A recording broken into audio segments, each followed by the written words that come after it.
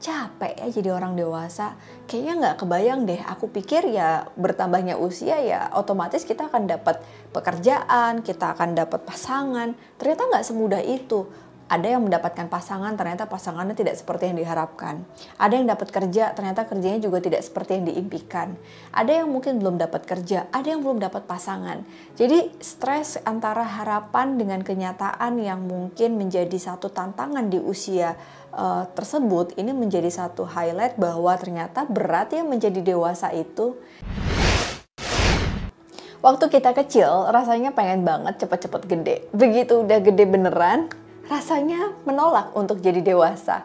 Ada nggak sih yang merasa hal-hal ini tuh relate? Jadi waktu kita sekolah dasar tuh kan SD tuh paling lama ya. Rasanya tuh nggak sabar pengen cepet kuliah. Lihat orang kuliah kayaknya enak ya, punya kebebasan. Terus bisa ngatur waktunya sendiri, nggak perlu harus diantar jemput. Kayaknya tuh hidupnya tuh enak banget. Tapi begitu masuk di fase usia yang tadi udah kuliah, apalagi udah masuk di fase usia kerja, berkeluarga, rasanya pengen ya balik ke zaman anak-anak tanpa beban, tanpa tanggung jawab, kayaknya bebas dan penuh dengan kemerdekaan. Menjadi dewasa itu bener gak sih sebagian orang bilang itu melelahkan, capek? Menurut aku sih ada benernya juga. Walaupun sebenarnya emang bisa kita memilih untuk tidak bertambah usia atau tidak menjadi lebih dewasa. Apa iya menjadi dewasa itu berat? Nah, coba kita lihat dulu. Menjadi dewasa ini memang kalau menurut teori perkembangan psikologi, memasuki usia dewasa adalah di atas umur 20 tahun. Jadi 21 itu menurut tahapan perkembangan manusia adalah dewasa awal. Sebelum dewasa awal, ada fase yaitu remaja akhir, yaitu ketika teman-teman berusia 19, 20, 18, ini tuh remaja akhir yang memasuki dewasa awal.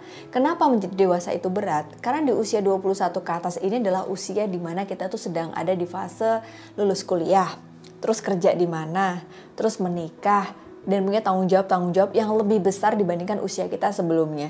Sehingga pada saat ada tanggung jawab baru, tentu tantangannya juga baru. Namanya fase kehidupan kita bertambah dan pastinya pengalamannya juga berubah. Dengan adanya pengalaman yang berubah yang terjadi, mekanisme diri kita sebagai manusia belajar hal baru. Itu yang sebenarnya mencemaskan. Ditambah lagi nih teman-teman, seorang dokter meneliti tentang di seperempat abad usia manusia yaitu 20-30, ya which is 19 sudah termasuk gitu ya teman-teman. Itu disebut sebagai quarter life, seperempat abad. Dan itu biasanya ditandai oleh sebuah krisis kehidupan atau istilahnya adalah quarter life crisis. Kenapa banyak yang menganggap di seperempat abad ini adalah fase kehidupan yang paling berat? Karena sedang dipertanyakan nih, ketika kamu di usia antara rentang tersebut, tapi kalau kamu belum menikah, kamu belum bekerja, atau kamu belum punya sesuatu yang menjadi atribut sosialmu, seolah itu menjadi satu bentuk yang diasosiasikan sebagai pendewasaan. Padahal belum tentu. Kenapa? Karena pendewasaan itu adalah suatu proses yang sebenarnya nggak kelihatan, yaitu ketika kita menghadapi konflik, ketika kita menghadapi masalah berat, pada saat kita belum punya atribut sosial yang tadi mungkin melekat di dalam lingkungan hidup kita, di dalam lingkungan sosial kita, tapi kalau kita bisa menghadapi masalah dengan baik, kita bisa menghadapi konflik itu dengan bijak, itulah sebenarnya pendewasaan pada umumnya.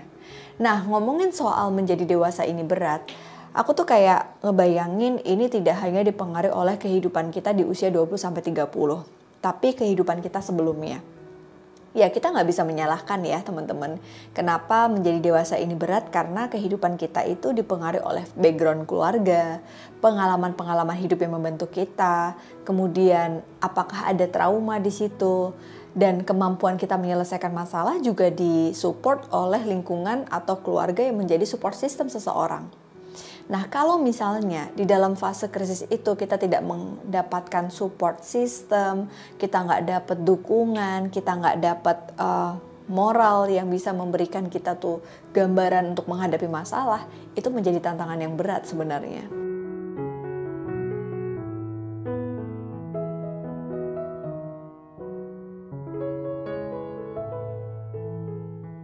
Jadi kalau di usia seperempat hidup manusia gitu ya, yang tadi aku sebutkan di quarter life crisis, kita akan mempertanyakan siapa diri kita di mata orang lain dan siapa diri kita di mata kita sendiri. Dan dalam prosesnya kita ada kekhawatiran pada saat kita nggak bisa menjelaskan pekerjaan dan karir yang kita punya di usia tersebut. Pada saat kita nggak bisa menjelaskan apakah kita punya hubungan dengan lawan jenis yang menjadi satu atribut sosial penting di usia ini. Ketika kita tidak bisa menjelaskan juga pada saat di sebuah keluarga, apakah kita punya tujuan yang bisa memberikan dampak dan kontribusi terhadap keluarga atau enggak. Contoh misalnya pada saat usia itu ternyata kita masih bergantung secara finansial sama orang tua kita. Padahal sebenarnya di usia itu harusnya kita sudah lepas dan secara mandiri kita tidak menggantungkan diri kita dengan keluarga. Nah, pertanyaan-pertanyaan yang belum bisa kita jawab itu menjadikan stres tersendiri yang akhirnya membuat kita merasa capek ya jadi orang dewasa. Kayaknya nggak kebayang deh, aku pikir ya bertambahnya usia ya otomatis kita akan dapat pekerjaan, kita akan dapat pasangan. Ternyata nggak semudah itu. Ada yang mendapatkan pasangan, ternyata pasangannya tidak seperti yang diharapkan. Ada yang dapat kerja, ternyata kerjanya juga tidak seperti yang diimpikan. Ada yang mungkin belum dapat kerja, ada yang belum dapat pasangan. Jadi stres antara harapan dengan kenyataan yang mungkin menjadi satu tantangan di usia tersebut, ini menjadi satu highlight bahwa ternyata berat ya menjadi dewasa itu. Nah, seorang profesor menjelaskan seperti apa yang tadi aku jelaskan, Cyrus Williams, tentang bagaimana sih sebenarnya berbagai pilihan yang kita punya, keputusan yang dibuat, konsekuensi dari setiap tanggung jawab yang harus kita ambil pada saat di usia tersebut, itu memunculkan stres tersendiri, sehingga memang menjadi dewasa itu adalah sebuah kondisi yang gak mudah dan melelahkan untuk sebagian orang.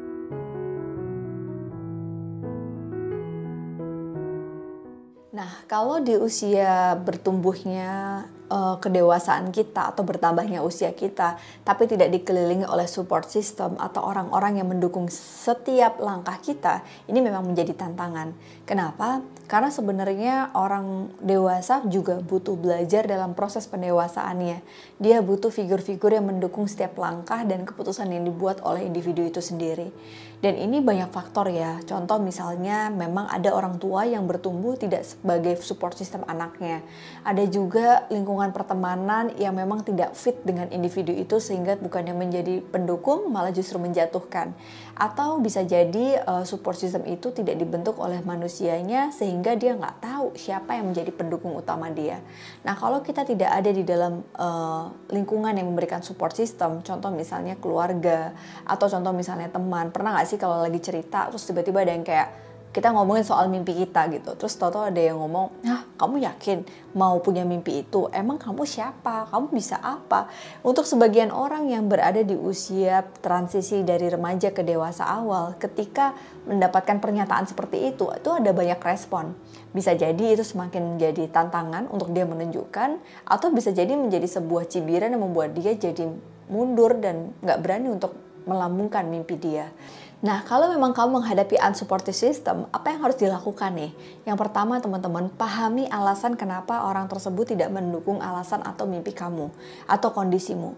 Bisa jadi dia punya kondisi yang sulit atau punya pertimbangan lain yang membuat kita tuh harus bisa memahaminya. Yang kedua, mungkin teman-teman kita coba bisa menjelaskan gitu dari apa yang kita harapkan kepada dia. Jadi artinya kalau memang misalnya dia memberikan masukan yang itu membangun kita, kenapa enggak? Pilih mana kritikan yang memang itu membuat kita jadi lebih baik dan mana yang tidak membuat kita jadi lebih baik. Kalau kritikan itu menjatuhkan dan membuat teman-teman jadi justru nggak menemukan lagi alasan untuk bertahan dalam kondisi yang tidak nyaman pada saat itu, ya udah, jangan terlalu bawa itu menjadi personal. Mungkin dia ada di circle yang nggak tepat untuk kita. Nah, yang ketiga, tunjukkan dan buktikan. Karena beberapa kondisi yang memang proses pendewasaan kita di usia ini tuh ya kita diminta untuk bersabar dengan proses. Aku rasa tuh di usia 20-30 fase dimana kita sedang belajar bahwa ada hal-hal yang gak bisa kita kendalikan yang biasanya akan mempengaruhi emosi kita. Jadi kalau kita lagi stres, bersabar dan memahami emosi yang hadir itu adalah bagian dari pendewasaan yang harus kita lalui. Sampai akhirnya pada saat emosi itu bisa kita hadapi dengan baik, kita kelola. Walaupun mungkin perasaannya negatif, tapi bagaimana kita melakukan sesuatu yang positif. Itulah proses pendewasaan. Ketika kita tidak nyaman, kita diminta untuk tetap menjalankan hidup. Itulah proses pendewasaan gitu. Jadi justru bukannya kita semakin menunjukkan kepada lingkungan bahwa kita benar, itu bukan hal yang benar. Ya kita tinggal mengakui bahwa memang kita nggak bisa seperti yang mereka harapkan, dan tunjukkan, buktikan kalau memang kita percaya sama proses yang sedang kita buat dalam usia pendewasaan kita. Nah teman-teman, belum lama ini aku tuh kayak melihat ada beberapa kasus yang membuatku miris gitu ya. Salah satunya adalah ketika banyak anak-anak di usia remaja dan dewasa awal yang tersorot karena mungkin diberikan fasilitas oleh orang tuanya, kemudian dia terlibat dalam tindakan kriminal gitu ya, terus kemudian memiliki kematangan emosi dan sosial tidak seperti usianya. Apakah kita harus menyalahkan lingkungan support system mereka, atau emang anaknya ini yang nggak dewasa? Ini kayak ayam sama telur, duluan yang mana? Bisa jadi karena faktor keluarga yang memang nggak mensupport, ya kan, karena memang memberikan pola asuh yang salah. Aku ingat di salah satu YouTube channelku, aku sempat share tentang pola asuh yang positif ya teman-teman. Gimana orang tua bisa memberikan supporting semua yang anak butuhkan, fisik dan non fisik gitu ya, materi non materi, tapi dia juga memberikan demand. Artinya tetap ada aturan, tetap ada ketegasan terhadap rules yang dibuat oleh orang tua, supporting, demanding. Itu yang sebenarnya bisa membuat anak belajar menghadapi kesulitan, belajar menghadapi tantangan, belajar mengambil keputusan. Bayangkan kalau pilihan yang diambil oleh orang tua adalah unsupporting but demanding. Jadi otoriter banget, semua keputusan yang ngambil orang tuanya, semua pilihan yang memutuskan orang tuanya. Akhirnya anak ini ragu pada saat usia yang memang harusnya dia ngambil keputusan, dia nggak berani ngambil keputusan itu. Jadi dia kayak selalu merasa takut dengan keputusan dia, dan karena unsupporting tapi demanding, jadi proses itu tidak diperhatikan, dia lebih fokus kepada hasil. Dia pengen nunjukin karena mungkin penerimaan keluarga itu dianalogikan sebagai sebuah sukses dan keberhasilan. Karena orang tua ini cenderung otoriter, jadi dia ada ketakutan terhadap orang tua yang tidak bangga sama anaknya. Jadi dia akan melakukan segala cara untuk membanggakan kedua orang tuanya. Makanya proses pendewasaannya akan berbeda, yang sangat dipengaruhi dari pola asuh dari lingkungan keluarga tadi. Nah, bayangin kalau pola yang ketiga, ketika orang tua itu undemanding tapi supporting. Apa yang anak mau dikasih, tapi nggak pernah ada semacam rules yang membuat anak ini tuh bertanggung jawab gitu. Jadi ibaratnya, ya adek mau apa boleh, kakak mau apa boleh, tapi nggak ada ketegasan. Jadi akhirnya orang tua cenderung lost, permisif, dan nggak berani mengambil sikap yang tegas. Bayangkan ketika anak di usia seperti ini, dia mungkin akan sulit untuk belajar tentang konsekuensi. Dia juga mungkin akan merasa bahwa dia paling benar. Dia tidak mampu mengambil tanggung jawab dari setiap konsekuensi perilaku dia gitu kan. Nah yang terakhir nih yang paling parah, udah unsupporting, undemanding. Jadi kayak semacam loss aja. Nggak akan menyalahkan anak, tapi juga nggak akan mensupport anak. Mungkin orang tua sibuk dengan kesibukannya sendiri. Nah kalau kamu ada di posisi di mana keluarga kamu tidak memberikan support system sebagai keluarga yang demokratis, yang pertama tadi ya yang supporting, tapi juga tetap ada demand dari setiap aturan-aturan tegas, konsekuensi-konsekuensi tegas, ya kita nggak bisa rubah siapa orang tua kita. Tapi yang bisa kita lakukan adalah mungkin bisa jadi cara orang tua kita memberikan pengasuhan itu adalah proses pendewasaan kita sebagai pribadi teman-teman. Kita nggak bisa menyalahkan, atau satu hal sih menurutku yang menjadi tanda-tanda ketidakdewasaan seseorang adalah pada saat dia masih playing victim atau ya menjadi korban atas kehidupan dia. Malah justru pendewasaan yang sesungguhnya adalah pada saat kamu memang merasa pernah menjadi korban dalam kehidupan, tapi kamulah yang menjadi aktor dalam kehidupanmu untuk mengambil peran bahwa aku nggak mau jadi korban terus, aku harus jadi aktornya, aku harus mengambil sikap. Itulah pendewasaan yang sesungguhnya gitu ya.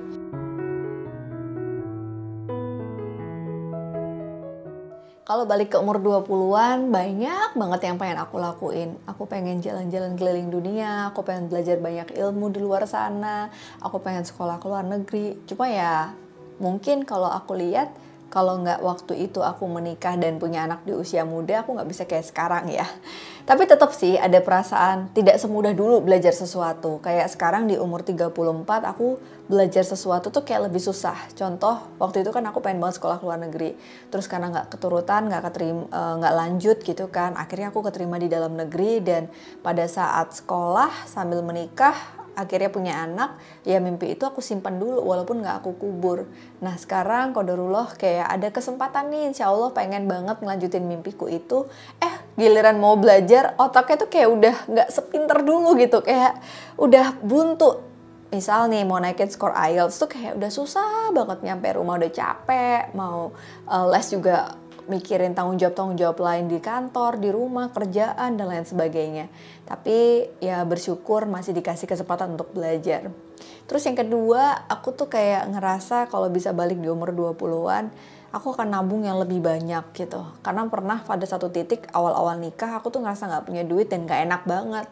Tapi ya namanya motivasi ya, justru kadang di titik tertentu tuh itu jadi satu motivasi kita untuk berjuang lebih.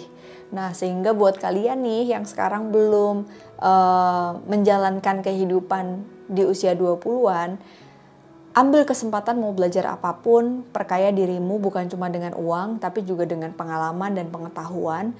Dan kalau ada kesempatan buat nabung, nabung sebanyak-banyaknya, karena kita nggak pernah tahu kebutuhan kita nanti setelah menikah itu akan seperti apa gitu. Yang pastinya berdoa juga supaya diberikan kemudahan rezeki. Rezeki itu nggak cuma duit, tapi juga jodoh. Karena aku bersyukur banget di usia sekarang ini bisa menjalankan kehidupan tanpa harus banyak penyesalan di usia 20-an. Karena aku memilih pasangan yang tepat. Nah itu sih mungkin yang aku akan lakukan di umur 20-an. Jalan-jalan dan belajar, nabung yang banyak. Kalau kamu kira-kira di usia 20-an, kalau balik ke usia belasan, pasti ada kan hal-hal yang pengen kamu lakukan. Nah itu adalah proses pendewasaan yang membuat kita tuh jadi belajar bahwa ya pengalaman dulu itu bisa kita jadiin panutan gitu untuk di umur yang sekarang. Itulah pendewasaan sesungguhnya. Kayak aku merasa nih di usiaku sekarang 34 gitu ya teman-teman, akan berbeda dengan setiap keputusan yang aku ambil di usia 24. Dulu di usia 24, aku membayangkan semua langkah yang aku ambil tuh bebas, tidak terikat oleh kepentingan-kepentingan suami, anak gitu kan. Pada saat itu aku sudah menikah. Dan keputusan menikah di usia itu keputusanku sendiri. Jadi apapun keputusan yang sudah aku buat, resikonya ya aku harus dapetin. Dan pada saat itu, aku ingat waktu lagi sekolah, aku nikah di tengah S2, yang terjadi adalah penyesalan. Kenapa sih aku ngambil sekolah dan aku menikah di saat usiaku masih seperti ini, temanku lagi asik bermain, main-main sama teman-teman, nongkrong, lagi pada sibuk berkarir. Sedangkan aku, tapi 10 tahun berjalan, ternyata aku diberikan suatu fase untuk memiliki proses pendewasaan atas pilihan yang aku punya. Nah, sama mungkin teman-teman, nikmati proses itu. Jangan pernah ada penyesalan karena setiap keputusan yang kita ambil itu adalah tanggung jawab kita sepenuhnya. Menjadi dewasa itu adalah artinya kita berhasil untuk bisa bertanggung jawab atas setiap keputusan yang tidak dipengaruhi oleh orang lain, dan kita sudah mengambil pilihan dan kita menikmati perjalanan kita dalam setiap keputusan dan pilihan yang kita punya. Kalau teman-teman merasa bahwa sekarang ini sulit untuk menemukan support system yang membuat teman-teman bisa menjadi orang yang bertanggung jawab atas keputusan, silahkan cari orang-orang yang memang Anda rasa tuh kayak kalian rasa ya memang mereka mendukung kita. Memang mereka membuat kita tuh setiap kalimat yang keluar adalah hal-hal positif yang membangun pribadi kita. Kalau enggak, ya silahkan tinggalkan orang-orang ini. Ya tapi juga jangan tinggalkan orang tua kamu ya. Yang ada itu kualat. Cuma ambil peran. Ambil peran ini buktikan kalau memang kamu merasa pilihanmu dapat kamu pertanggungjawabkan. Kayak waktu itu aku mau nikah sebenarnya. Waktu itu ayahku tuh udah sempat bilang, bukannya kamu pengen punya mimpi buat ini ya, jadi perempuan dengan pendidikan tinggi. Bukannya kamu memang pengen S2 dulu baru nikah. Papa cuma ngingetin loh gitu. Ada satu hal yang aku sampaikan ke bapak waktu itu adalah, anak akan bertanggung jawab walaupun menikah, tetap akan lulus kuliah. Dan waktu ngejalanin ada gengsinya gitu kayak, gitu. Tapi perlawanan ego dan keputusan yang diambil setelah aku melalui itu 10 tahun yang lalu, ini menjadikanku sebagai pribadi yang lebih bertanggung jawab di usiaku yang sekarang. Sehingga aku akan lebih hati-hati nih kalau mau mengambil keputusan. Dulu mungkin belum ada anak gitu ya teman-teman. Ya udah kita hajar aja nih, capek-capek. Kalau sekarang ketika aku mau ngambil keputusan, contoh misalnya aku mau sekolah lagi gitu ya teman-teman. Ini aku pikirin nggak cuma diri sendiri, punya tanggung jawab lebih. Ada atribut-atribut sosial yang membuatku tuh nggak bisa semudah dulu ngambil keputusan. Sebagai seorang istri, punya anak, anakku makin gede, dia punya kehidupan, punya perasaan. Jadi memang yang menjadi dewasa tidak semudah yang kita bayangkan, tapi juga nggak sesulit itu kalau kita tahu bahwa keputusan dan pilihan yang kita buat atas kemauan diri kita dan bisa dipertanggungjawabkan. Bersabarlah dengan proses pendewasaan itu, karena sampai akhirnya kita bisa melihat diri kita menjadi dewasa atau tidak setelah kita melalui masalah sulit yang kita punya dalam hidup. Dan percayalah, kalau di Al-Insyirah, kemudahan, kesulitan. Setiap ada kesulitan, pasti ada kemudahan. Dan aku yakin Allah tuh gak akan kasih ujian melebihi kapasitas kita sebagai manusia gitu. Jadi kalau sekarang lagi diuji, doaku sebagai manusia yang punya iman dan manusia yang bertumbuh sebagai pribadi yang dewasa adalah, ya Allah, kalau memang ujian ini membuatku lebih dewasa daripada sebelumnya, kuatkan aku untuk melalui ini. Tapi kalau memang ujian ini membuatku lebih dekat denganmu, jadikanlah ini ajang aku untuk lebih mendekat. Nah, kalimat-kalimat itu yang sering aku sebutkan dan ternyata baru sadar itu gak aku sebutin dulu waktu aku masih umur 20-an.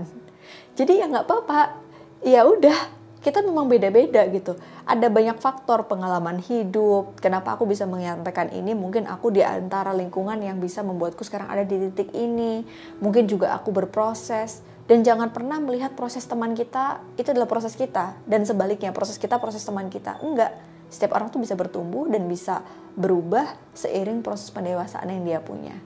Nah, kalau kamu nih selain mikirin soal cicilan, tanggung jawab apa lagi yang kamu rasa menjadi dewasa itu berat? Karena gak cuma ngomongin soal kehidupan dan berkaitan sama finansial ya, tapi bagaimana kita bisa mempertanggungjawabkan setiap langkah kita, karena nafas kita pun bisa dipertanggungjawabkan nantinya. Sampai jumpa di episode berikutnya. Semoga episode menganalisa di Analisa Channel ini bisa menemanimu untuk bertumbuh menjadi manusia yang dewasa tanpa memaksa dirinya untuk menjadi dewasa. Karena itu adalah proses yang sifatnya naluriah, alamiah. Enjoy your process. Thank you. Assalamualaikum warahmatullahi wabarakatuh.